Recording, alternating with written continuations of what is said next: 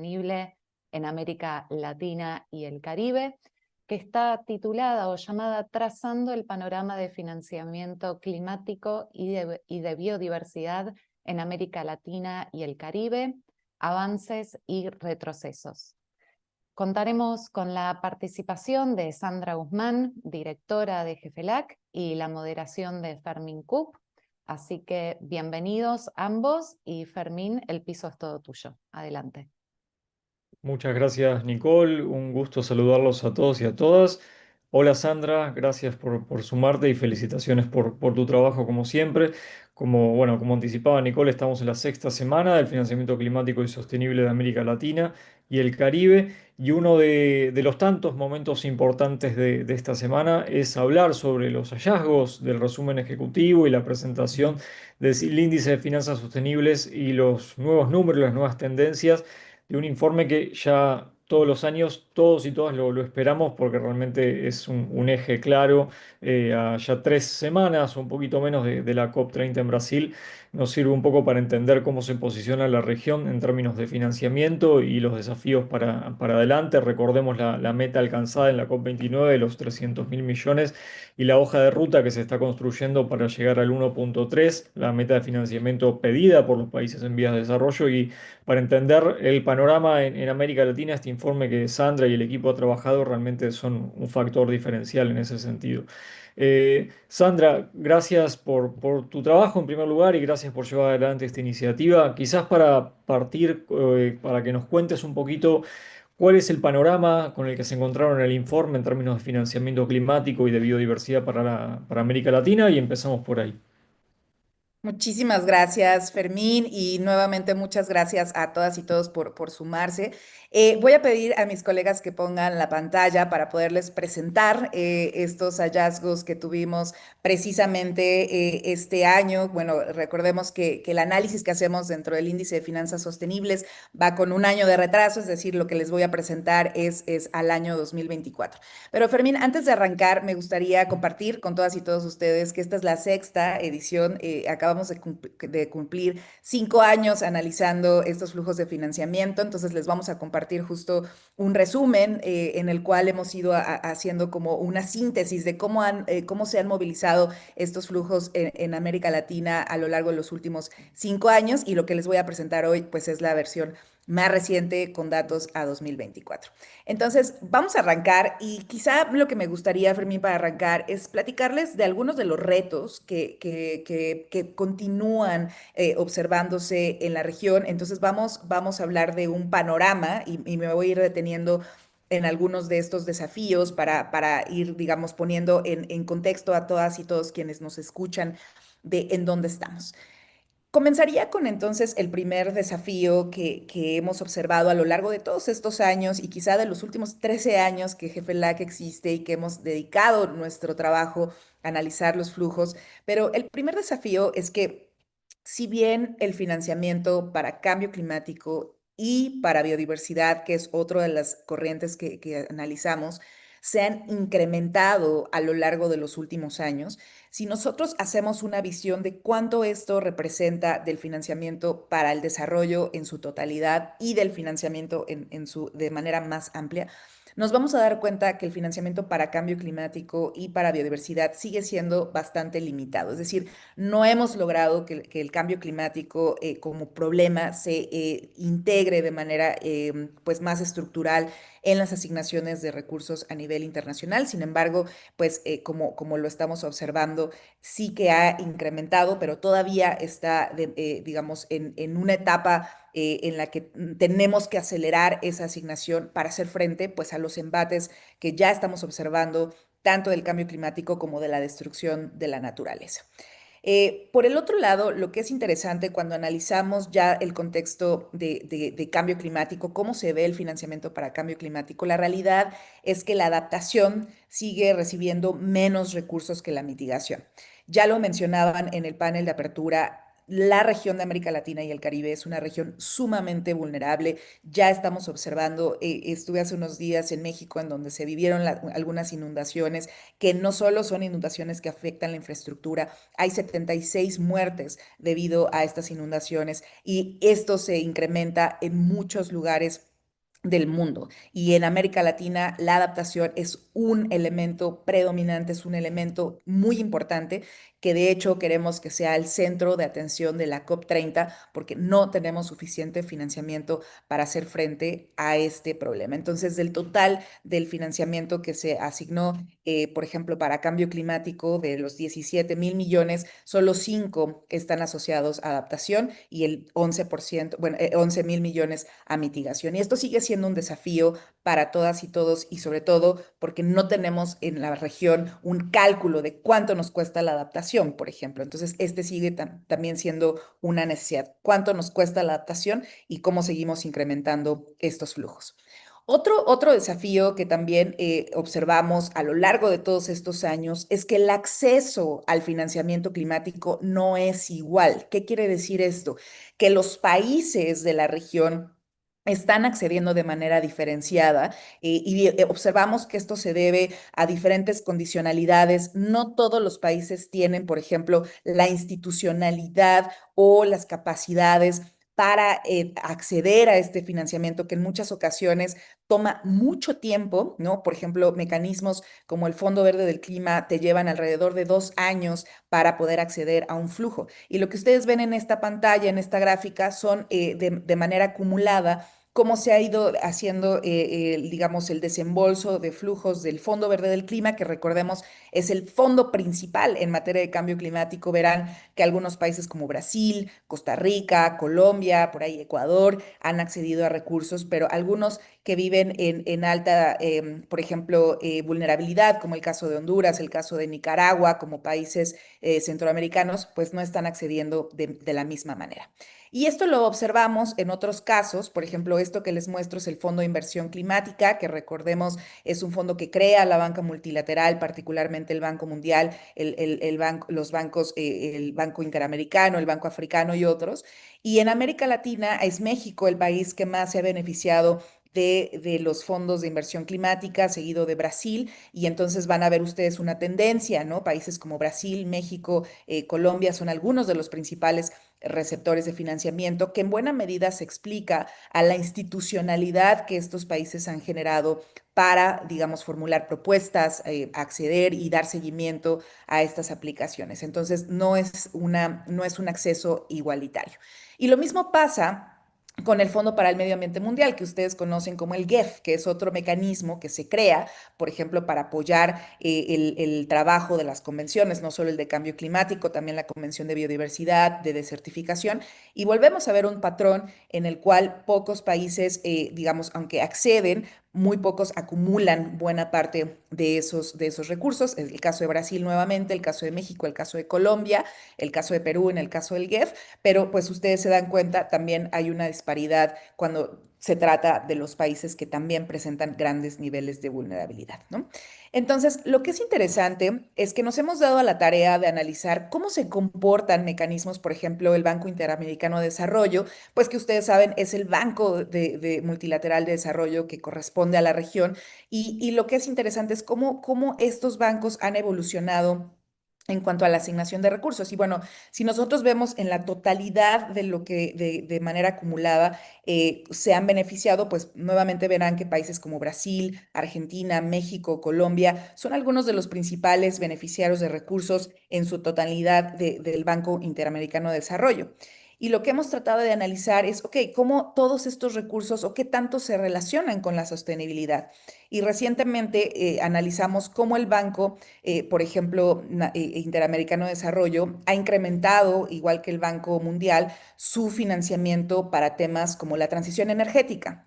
Y ustedes lo que ven en pantalla en este momento es cómo esta banca multilateral ha evolucionado de inversiones intensivas en carbono, es decir, acciones que contaminan, versus acciones que ayudan a la transición energética. Entonces, la buena noticia es que sí, la banca, digamos, de multilateral de desarrollo en América Latina está incrementando las inversiones, por ejemplo, en energía renovable, eólica, solar, y está reduciendo las inversiones en actividades intensivas en carbono, sobre todo aquellas asociadas a la extracción de combustibles fósiles. Este es un estudio que pronto vamos a publicar, pero queríamos presentarles pues cómo la banca multilateral en la región está haciendo asignaciones y bueno, sí, es verdad que justamente están incrementando sus inversiones en transición energética, pero es importante decir, no todos los países se benefician de estas inversiones hacia la transición, ¿no? Y el otro desafío, la que sigue, por favor, tiene que ver con el tipo de financiamiento que estamos recibiendo. Hablábamos entonces de la banca multilateral y de cómo ha incrementado su financiamiento, pero buena parte de esos recursos son en forma de préstamos. Quiere decir que es un financiamiento que los países van a tener que pagar nuevamente hacia esos prestamistas y esto pues es lo que está incrementando la deuda de los países. Entonces, solo para darles una idea, en 2023, que son los últimos datos que tenemos para estos fondos multilaterales, 92% de estos flujos se dio en forma de préstamos. 92% en la región se dio en forma de préstamos. Muy pocos países reciben totalmente donaciones, como es el caso de Cuba, por ejemplo, ¿no? Entonces, este es un panorama, Fermín, de cómo se han ido, digamos, dando los recursos a nivel internacional. Y esto para que veamos esta parte. Ahora, me gustaría entonces, con este antecedente de los desafíos que se siguen, digamos, evidenciando, ¿cómo entonces luce el índice de finanzas sostenibles, digamos, con datos a 2024? Y entonces me voy a ir rápidamente para que ustedes conozcan los resultados. Primero, a quienes no conozcan, el índice es una herramienta que justamente nos ha permitido analizar no solo cuánto llega a los países de América Latina por fuentes sostenibles, como la que yo les comentaba, el Fondo Verde del Clima, el Fondo de Adaptación, el fondo el GEF, por ejemplo, sino también analizamos cuánto llega de actividades intensivas en carbono, por ejemplo, exportaciones de petróleo, que al final del día también es un recurso pues que ingresa a los países, o sea, cómo se ven los ingresos en nuestra región. Y también nos permite analizar cuánto están gastando los países, es decir, del presupuesto público, cuánto se va a acciones que nos ayudan a combatir el cambio climático versus las acciones que generan el problema, ¿no? Inversiones, por ejemplo, en extracción y producción de petróleo. El índice lo hemos aplicado en 20 países de la región, seguimos haciendo los 20 países, pero en un momento les voy a contar algunos retos que hemos tenido, por ejemplo, para el acceso a la información. El índice, entonces, verán en el formato general, tiene indicadores sociales, económicos, financieros, de política, en donde tratamos de caracterizar a los países, pero realmente los que contabilizamos son las variables. Tenemos 4 variables que son las que nos permiten contabilizar justamente cómo se hace este índice. Entonces, ya les decía yo, tenemos los ingresos sostenibles, que son los fondos multilaterales y bilaterales que hablaba, que reciben los países. Están los ingresos intensivos en carbono, por ejemplo, exportación de petróleo y de combustibles fósiles, hidrocarburos, minerales. Y luego los presupuestos sostenibles. Cuando nos referimos a presupuestos sostenibles, hablamos de, por ejemplo, cuánto gasta un país en temas de biodiversidad, cuánto gasta en temas de cambio climático, en transición energética. De hecho, en la última edición también incorporamos elementos de cuánto están gastando, por ejemplo, en transporte sostenible o en la atención, en la conservación marina, en la atención de desastres naturales. Entonces, quiero contarles que cada año tratamos de pulir la metodología del índice para integrar nuevos elementos que obviamente pues sean rastreables, ¿no? Que es un reto grande que enfrentamos en América Latina, es la escasez de información y sobre todo la escasez de información desagregada, ¿no? Y luego también analizamos cuáles son los presupuestos intensivos en carbono, es decir, cómo están invirtiendo en producción de gas, petróleo y otras actividades, por ejemplo, mineras, que son altamente intensivas en carbono. Ahora, les voy a presentar cuál es el panorama para entonces ir hablando, solo recordarles que la metodología es muy sencilla. Cada variable vale un punto. Los puntos, las inversiones positivas o sostenibles suman, las inversiones negativas restan, ¿no? Entonces, un país tendría idealmente 4 puntos si tuviera finanzas sumamente balanceadas, y en función de estos 4 puntos medimos qué tanto, digamos, hacia abajo, qué tantas sus finanzas son sostenibles. Entonces, ahora sí, vamos con el resultado. Y justamente en este último índice, versión 2025 con datos a 2024, nuevamente ningún país ha logrado tener un balance en sus finanzas, es decir, ningún país tiene 4 puntos, porque todos los países tienen algún tipo de problemas con alguna de sus variables. Pero el país que resultó con mejor, digamos, desempeño en cuanto a sus finanzas fue el caso de Panamá. Y justamente lo que observamos es que el caso de Panamá se coloca en un mejor desempeño porque ha recibido más financiamiento sostenible en los últimos años, pero además también ha incrementado su presupuesto en temas de sostenibilidad, ¿no? Le siguen países como Honduras, República Dominicana, y hasta abajo nos vamos con el caso de Trinidad y Tobago, que ya ha aparecido en otras ediciones como un país que tiene, y Trinidad y Tobago es un país altamente productor que depende mucho de los ingresos de combustibles fósiles. Entonces, el mismo caso de Ecuador, el mismo caso de México, que ahorita vamos a ver cómo se ubican. Entonces, vamos entonces a analizar cada una de las variables. Cuando hablamos de ingresos sostenibles, decíamos que se trata del total del financiamiento que han recibido los países, digamos, por fuentes internacionales. ¿Cuánto de esto se asocia a temas de clima y biodiversidad? Entonces, por ejemplo, República Dominicana, del total del financiamiento que recibió en 2023, que esta variable está calculada a 2023 por falta de información de los últimos años, pero del total del financiamiento internacional que recibió República Dominicana, 49% está asociado a temas de biodiversidad y cambio climático. En el caso de Panamá, 41%, que quiere decir que tienen acceso o han logrado hacer propuestas o acceder a mecanismos que en carácter internacional les permite hacer frente al cambio climático. Regresamos a algunos casos, por ejemplo, el caso de Uruguay, el caso de Chile, que son países que son, de acuerdo a la OECD, no son considerados países, digamos, en desarrollo. Entonces ya no están colocados como parte de los que reciben recursos de carácter, digamos, público internacional. Y porque buena parte de las inversiones que hemos rastreado en caso de Chile y Uruguay son privadas, y este índice se basa más en finanzas públicas, porque el financiamiento privado es muy difícil de rastrear, por lo tanto no lo contabilizamos. No quiere decir que Chile y Uruguay no tengan ingresos sostenibles, simple y sencillamente los de carácter público internacional no registran, por ejemplo, en este caso, apoyos al caso de Chile y Uruguay que aparecen en los últimos peldaños en el caso de ingresos sostenibles. Pero ¿cómo se ven los ingresos intensivos en carbono? Bueno, solamente hacer un paréntesis. O en los últimos años hemos analizado también, colegas, cómo se han venido dando algunos instrumentos fiscales. Por ejemplo, ustedes saben que el tema de los impuestos al carbono se ha colocado como una de las grandes avenidas para generar ingresos. Bueno, en el caso de América Latina han sido países como México, Uruguay, Argentina, Chile y Colombia los que han puesto en marcha impuestos al carbono, y esto es como se luce los impuestos al carbono en 2024.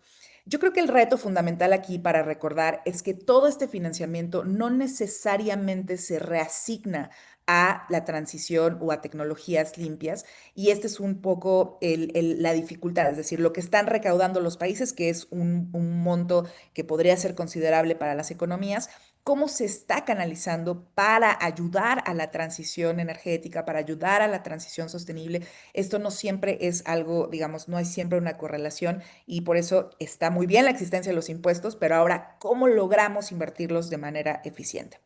Otra tendencia que hemos estado analizando es la emisión de bonos verdes y sostenibles. Ustedes saben que el tema de la emisión de bonos se ha convertido también en una herramienta para ampliar la disponibilidad de recursos. De manera histórica, desde 2015 y hacia el 2023, Chile es el país que más ha emitido bonos verdes, al igual que Brasil en los últimos años. Y si nos vamos a la que sigue, vamos a ver, por ejemplo, en el año 2023, el país que más emitió fue el caso de México, seguido de Colombia. Entonces, sí hay una suerte de nuevos instrumentos que se están implementando en la región, y ahora el punto es cómo hacer uso más efectivo de este recurso para avanzar. Entonces, ahora sí me voy con el tema de los ingresos intensivos en carbono. ¿Qué quiere decir? Bueno, del total de los ingresos de los países, ¿cuánto se asocia a actividades que generan el problema? Por ejemplo, a la producción y a la exportación de petróleo. Por ejemplo, países como Ecuador, que Ecuador del total de sus ingresos, 35,29 está asociado a actividades intensivas en carbono, principalmente venta de petróleo. Lo mismo que el caso de México, con 28%. Quiere decir que los países que dependen de economías intensivas en carbono son aquellos que pues están extrayendo para exportar y a partir de estas exportaciones generar ingresos, que son pues al final del día los que les permiten pagar por las cuentas nacionales. Y este es uno de los grandes llamados que hacemos, cómo lograr desacoplar este financiamiento o estos ingresos de estas actividades extractivas que generan el problema. Ahora bien, si nos vamos a la parte de presupuestos, esto ya habla de cómo estamos gastando, cómo los países de la región están usando su presupuesto público. Bueno, del total del presupuesto de los países, El Salvador fue el único que alcanzó cifras, casi 5% de su presupuesto público, se asocia a temas de atención de cambio climático, biodiversidad y algunas otras categorías de eficiencia energética y otras. Pero si ustedes ven hacia abajo, la mayor parte de los países no están gastando más del 1% de su presupuesto en acciones que nos ayuden a combatir el cambio climático. ¿Qué quiere decir? Que no estamos haciendo un ejercicio de priorización de la agenda ambiental, de la agenda de cambio climático en los presupuestos de los países. Y esto también enciende las alertas para saber cómo vamos a mejorar que esta asignación se dé de manera estratégica en los años por venir. Ahora bien, ¿qué pasa si nosotros incluimos el tema de conservación de océanos y transporte sostenible? Bueno, es interesante que esto es el ejercicio que hicimos este año. Digamos, nos dimos a la tarea de hacer un análisis más profundo para ver si había otras categorías que se pudieran considerar sostenibles y observamos que el caso de protección a los océanos, el tema de transporte sostenible.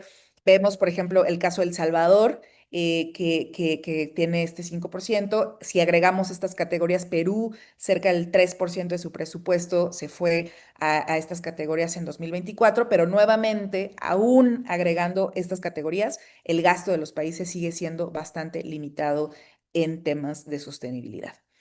¿Y qué pasa si nos vamos al análisis de los presupuestos intensivos en carbono? Es decir, ¿cómo están gastando los países en actividades intensivas en carbono? Bueno, países como Bolivia, Costa Rica, México, del total de su presupuesto público, en el caso de Bolivia, 15,9% se va a producción de petróleo principalmente, ¿no? El caso de Costa Rica está invirtiendo mucho, sobre todo en temas asociados a combustibles, ¿no? Gasolina, diésel.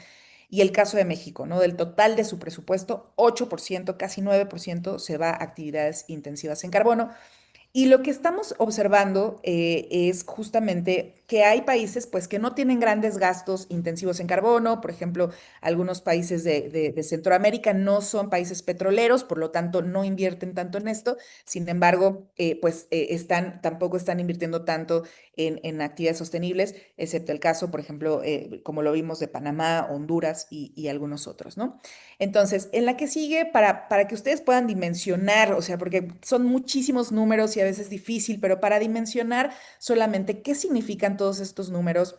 Bueno, en la región, si tomamos estos 20 países más emisores, los países reciben 11 veces, para 2024 recibieron 11 veces más ingresos por actividades intensivas en carbono, es decir, por actividades que contaminan, que por fuentes sostenibles, ¿no? Entonces, están ingresando más recursos por actividades que generan el problema, lo cual genera un incentivo perverso, ¿no? O sea, estar generando ingresos en función de actividades contaminantes, pues obliga a los países a mantenerse en este modelo extractivo que genera digamos, un incentivo perverso. Y es así como ustedes van a ver cómo ha lucido esta trayectoria en los últimos años.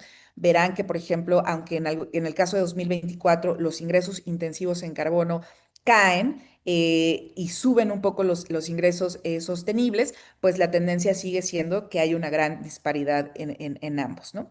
Lo mismo observamos en el caso de presupuestos. Si contamos los presupuestos de estos 20 países, pues recibieron o asignaron más presupuesto intensivo en carbono, 5 veces más presupuesto intensivo en carbono que presupuesto sostenible, ¿no? Y si nos vamos a la parte comparativa, pues veremos que sí, en los últimos años sí que se ha incrementado el presupuesto sostenible, digamos, con relación al presupuesto intensivo en carbono, lo cual es positivo, ¿no? Sí, sí, pero esto tiene que ver con que hemos incrementado más, hemos analizado nuevas variables, por ejemplo, financiamiento para océanos, financiamiento para otras categorías que están asociadas a cambio climático, pero aún así, aún integrando estas categorías, el presupuesto intensivo en carbono sigue superando en mucho al presupuesto sostenible.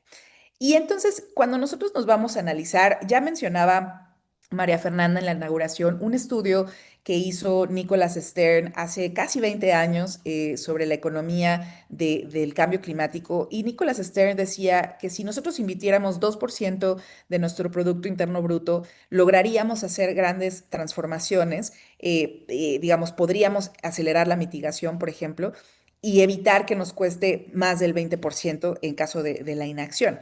Bueno, nosotros nos dedicamos a hacer análisis de cómo luciría en la región si gastáramos el 2% de este financiamiento.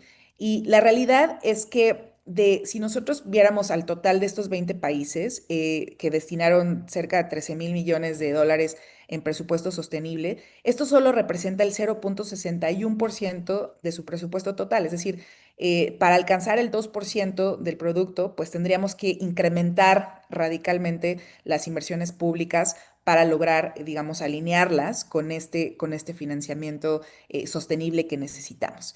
Y bueno, esto para que se den una idea en la que sigue, pues verán que nos falta mucho. Como región nos falta mucho para alcanzar inversiones sostenibles que realmente logren desacoplar nuestras economías de un modelo extractivo. Algunos países han mejorado más que otros, pero todavía nos falta muchísimo.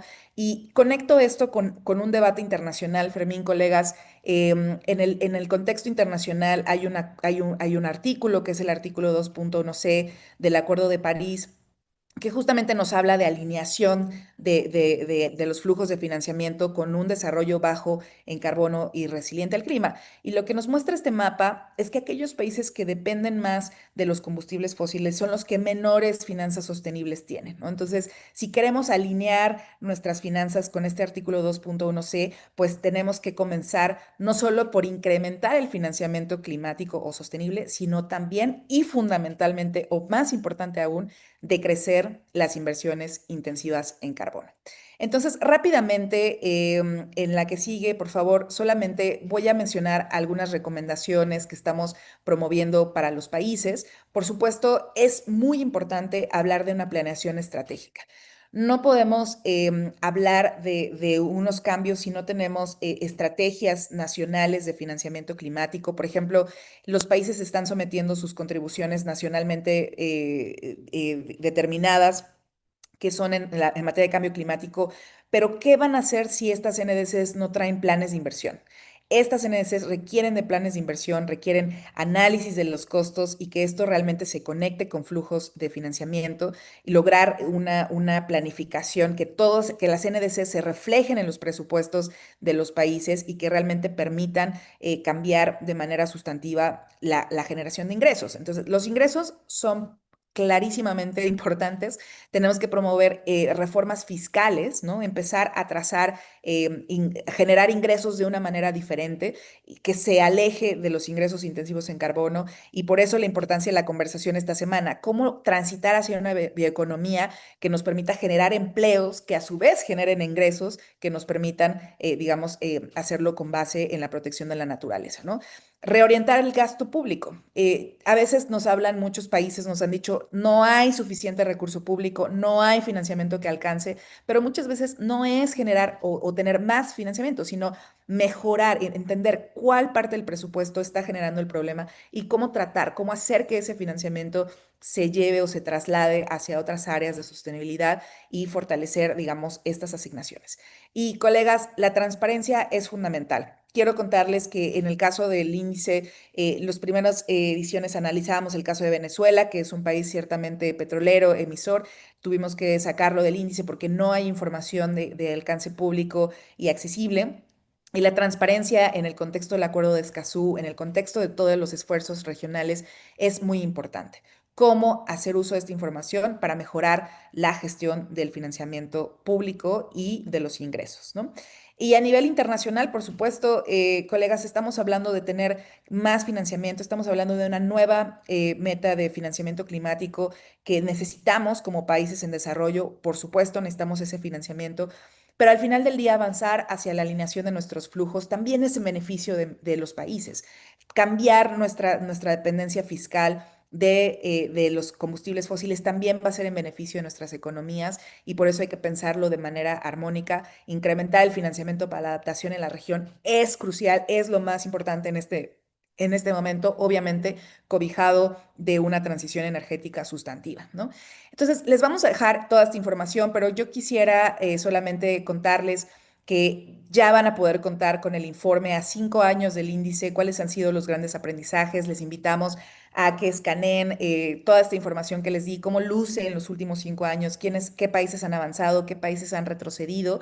Y por supuesto, les compartimos el comunicado de prensa en donde van a ver todos estos resultados que les estoy compartiendo para que vean toda la información de manera bastante desagregada y que ustedes tengan la información y en breve van a tener el reporte completo de toda la información que les he presentado. Y antes de cerrar, y ya con esto termino, Fermín, quiero contarles que estamos muy, muy contentas y contentos en GFLAC, pues toda esta información del índice de finanzas a nivel regional la hemos ya puesto en marcha en análisis subnacionales, es decir, cómo lucen las finanzas de los estados, porque ustedes saben que ahí es en donde pasa mucha de la acción climática, ya lo decíamos.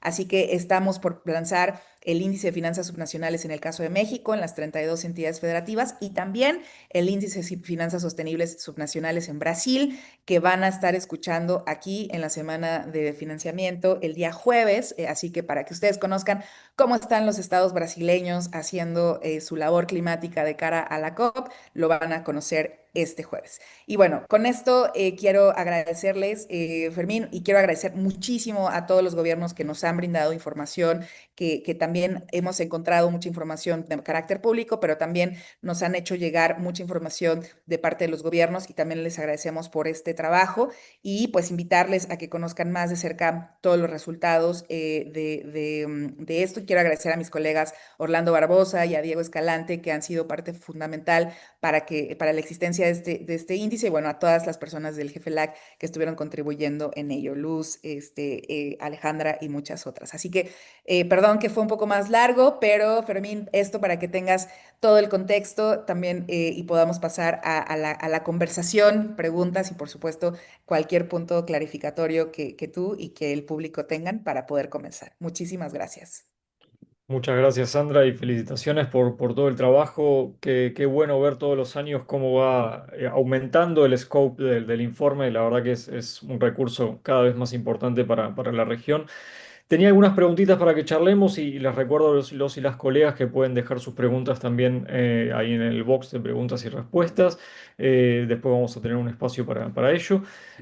Quizás para ahondar un poquito algunas cositas del informe, Sandra, el índice mide algún conjunto de variables claves, son 4 variables.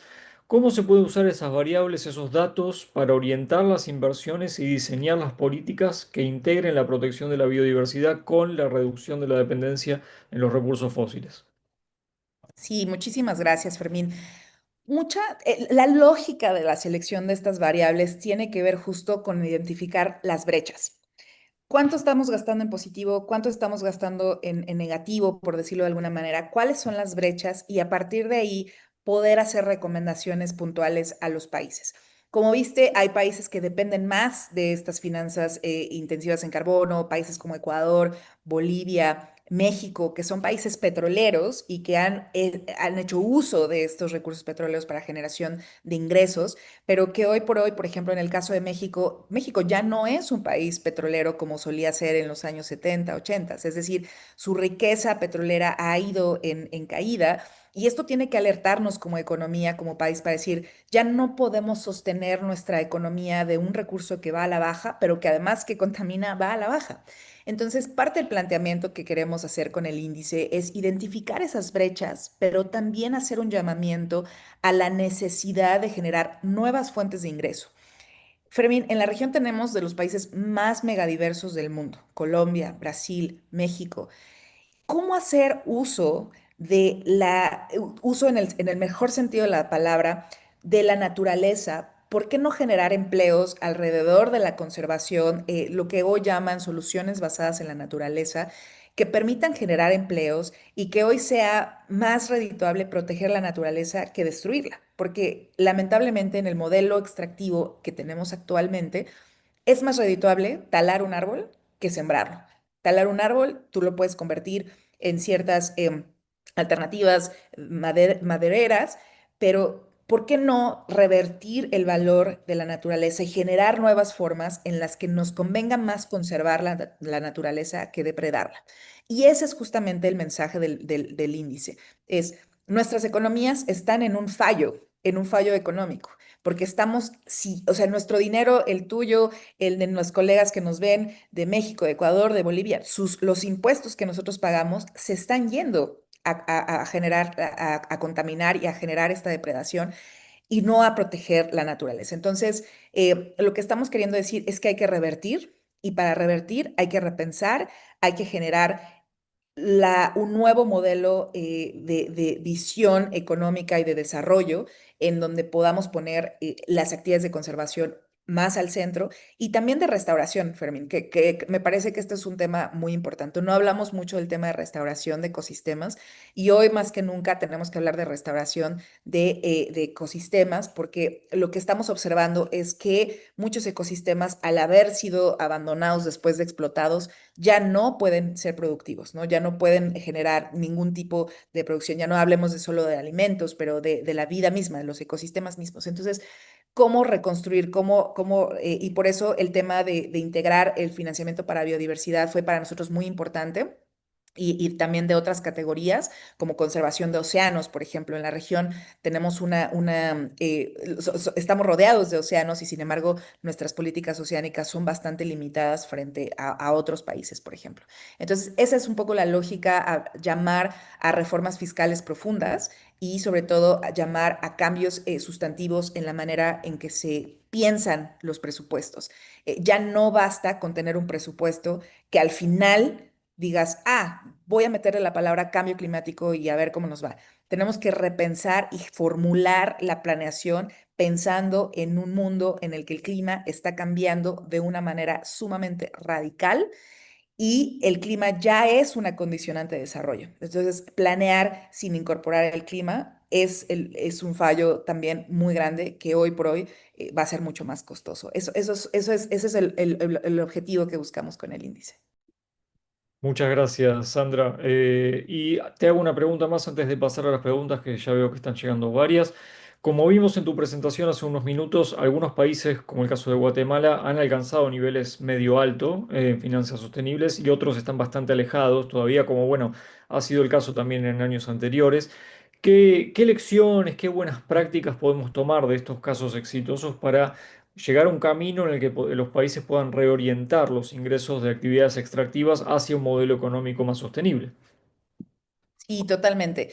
Creo que lo primero es que sí hemos observado, por ejemplo, los países de Centroamérica que siguen manteniéndose, digamos, en el mejor desempeño. En este caso, Panamá fue el que obtuvo los mejores resultados, pero tiene que ver por dos cosas. Lo primero es porque sí que están haciendo un esfuerzo por mejorar, digamos, el acceso a financiamiento. Entonces, cada vez son países que están buscando más financiamiento a nivel, digamos, internacional. Pero la principal característica es que están gastando más financiamiento en la atención de estos temas. Es decir, y puede ser que sea porque realmente lo quieren o porque es una necesidad. Por ejemplo, el tema de atención de desastres, el tema de protección de la biodiversidad, el tema de política climática, son algunas de las variables que hemos observado se han incrementado en la asignación presupuestal de países como Panamá, Honduras, Guatemala.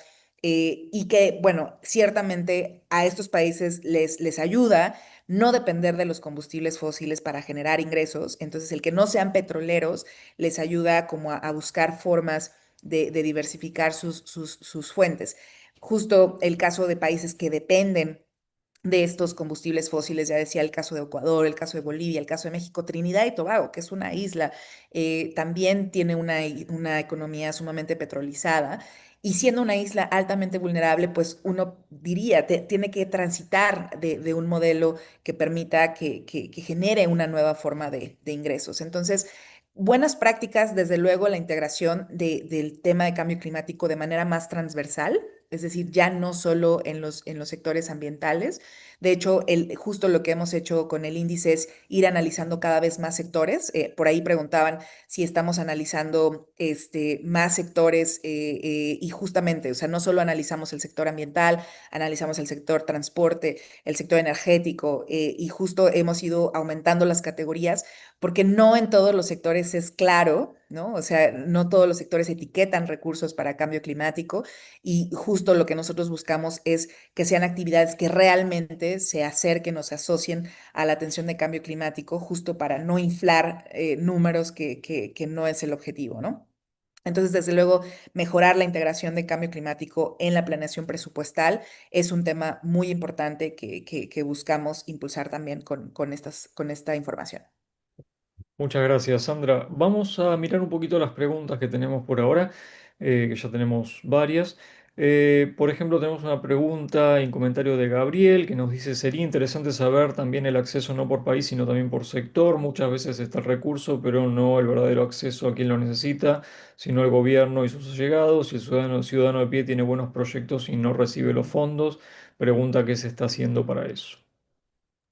Totalmente, totalmente. Creo que uno de los temas que más hemos observado es la capacidad limitada que tienen los países de acceder, pero no solo de acceder, sino de canalizar ese financiamiento a quienes más lo necesitan. Entonces, por ejemplo, en el caso del acceso, cuando analizamos la variable de ingresos internacionales, pues vemos que la mayor parte de los receptores son los gobiernos centrales, ¿no? Los gobiernos centrales reciben este financiamiento, muy poco se va a gobiernos subnacionales y pues lo poco que hemos rastreado es que muy poco se va, por ejemplo, a las comunidades y esto lo hemos analizado en otros procesos también, no solo en el índice. Y ciertamente este es uno de los temas más importantes cuando hablamos de acceso, es acceso no solo debe mejorarse desde los mecanismos que dan financiamiento, por ejemplo, el Fondo Verde del Clima, yo les decía que toma alrededor de 2 años acceder a fondos del Fondo Verde del Clima, ya no digamos de un fondo, de un Banco Interamericano de Desarrollo, ¿no? Que también tiene otro nivel de políticas y de burocracias, pero también tenemos que mejorar los esquemas a nivel nacional. Por ejemplo, cómo generar esquemas o mecanismos mediante los cuales la población de a pie, las comunidades puedan acceder también a estos fondos cuando la mayor parte de las veces son los propios gobiernos los que fungen como entidades, digamos, como puentes, ¿no? Son los gobiernos centrales los que acceden al financiamiento internacional, pero los que no terminan de bajarlo a nivel subnacional. Entonces sí que necesitamos mejores mecanismos y que eso debe implementarse a nivel nacional, ¿no? Los gobiernos deben generar estas estructuras para facilitar este acceso.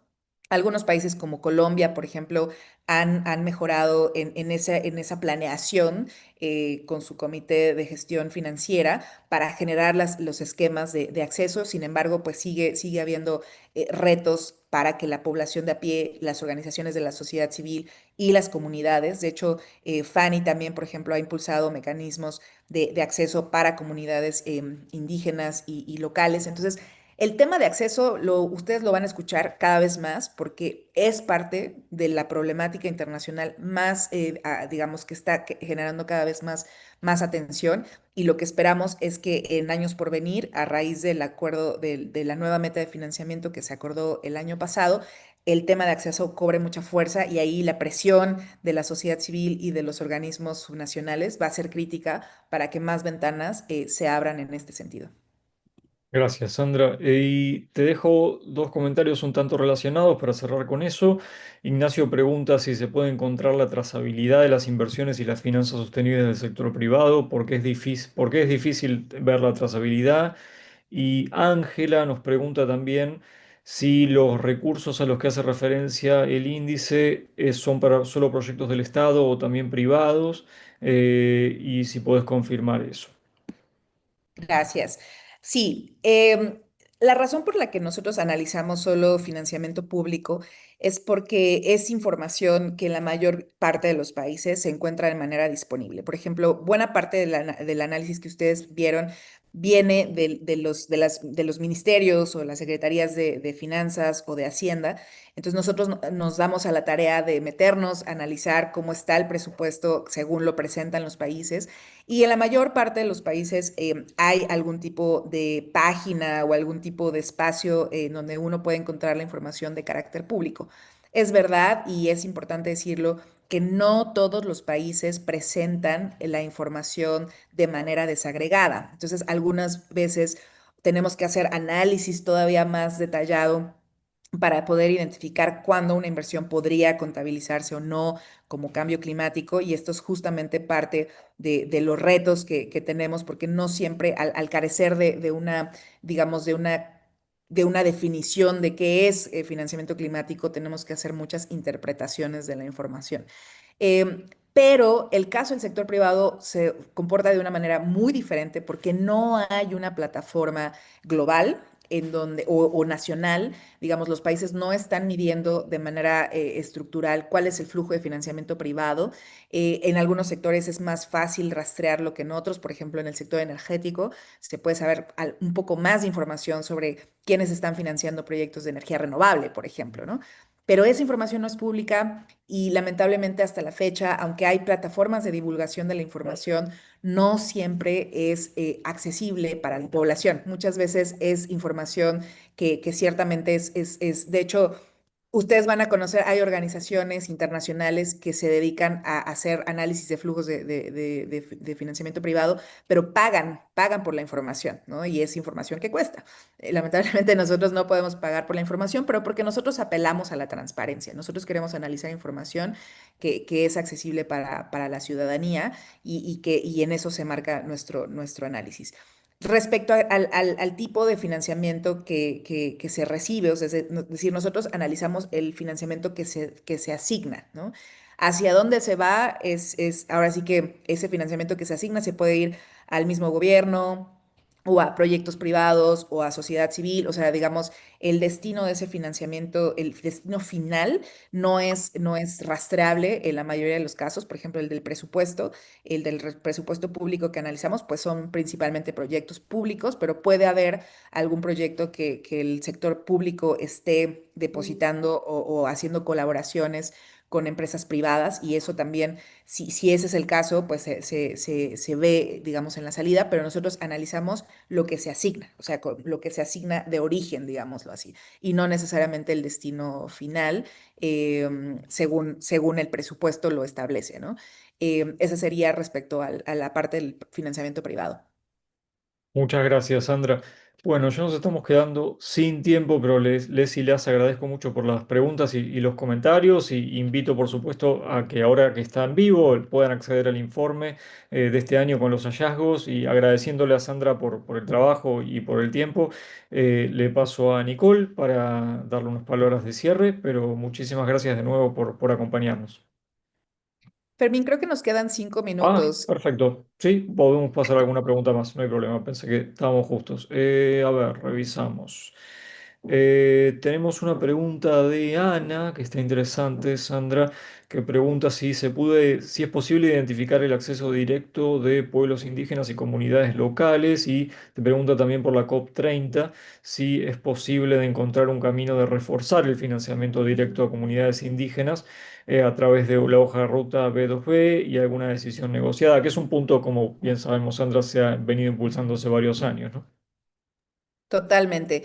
Sí, respecto al acceso directo de comunidades y pueblos indígenas, en el índice no reflejamos el destino final, como decía, o sea, analizamos, por ejemplo, cuánto están los países haciendo gasto, por ejemplo, en políticas climáticas o en la protección o en políticas de protección a la biodiversidad, pero no necesariamente si ese financiamiento llega a las poblaciones. Eso no lo logramos analizar en el índice por el nivel de detalle. Sin embargo, quiero comentarles que en GFLAC sí que estamos haciendo un análisis profundo sobre cómo mejorar el tema de acceso a organismos y comunidades de pueblos indígenas. De hecho, estamos colaborando justamente analizando varios fondos que tienen este objetivo de acceso, y parte de lo que estamos analizando es cómo hacer que este tema de acceso se convierta en algo realmente implementable, ¿no? Porque ustedes saben que acceder a un financiamiento implica también una responsabilidad. Entonces, si una comunidad indígena quiere acceder, pero no tiene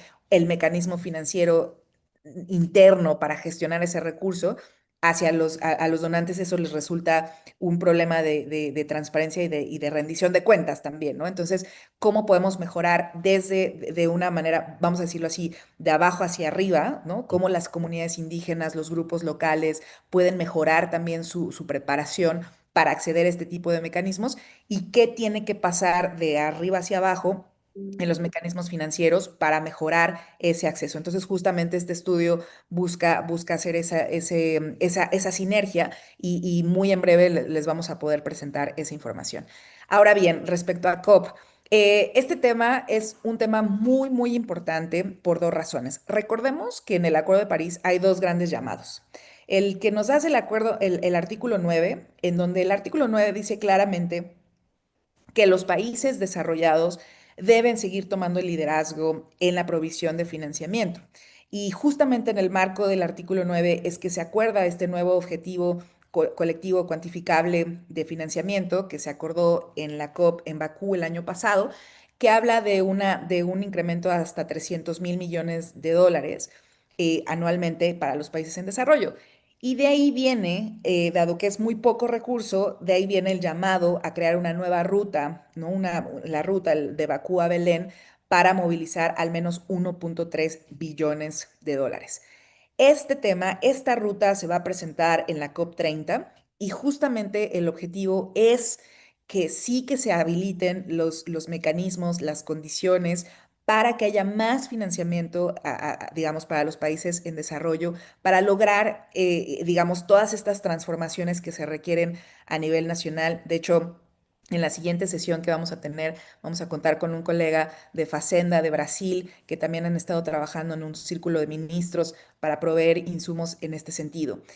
Pero el segundo elemento, que es muy importante, es que en esta COP se va a reforzar o se va a, digamos, se va a acordar una nueva etapa para la implementación del artículo 2.1c del Acuerdo de París. Mientras que el artículo 9 habla de la importancia de seguir movilizando financiamiento para los países en desarrollo, el artículo 2.1c habla de la importancia de hacer que todos los flujos de financiamiento del mundo, háblese privados, públicos, nacionales, internacionales, todos estén alineados con este desarrollo bajo en carbono y resiliente al clima. Y eso implica que también nosotros como países en desarrollo vamos a tener que hacer ese esfuerzo de transformar nuestras finanzas. Y estos dos artículos van a ser muy importantes, van a ser, digamos, discutidos en esta COP, y por eso sí hay que poner ojos en el paquete de financiamiento que va a tener que acordarse en esta COP 30, y que al final ambos son importantísimos para todos los países de la región. Y justo el índice tiene como objetivo ver por qué son importantes, ¿no? Sí tenemos que seguir, sí necesitamos financiamiento como países en desarrollo, pero también es muy importante transformar nuestras finanzas para poder luchar contra la crisis climática de una manera más adecuada. Así que por ahí lo dejaría, Fermín, y muchas gracias a todas y todos por las preguntas. Aquí mis colegas les van a pasar los documentos para que ustedes puedan tener los datos muy a la mano, y muy en breve van a conocer todo el informe completo, y les invito a que conozcan el índice de finanzas subnacional para Brasil, que se va a presentar este jueves. Y muchas gracias, Fermín. Gracias, Sandra, y gracias, Nicole. Quedaron ahí alguna que otra preguntita en detalle. Creo que muchas de ellas se pueden responder leyendo el informe, aprovechando que ya está online, pero seguramente ahí el equipo de GFLAC puede también responderles ahí en los comentarios.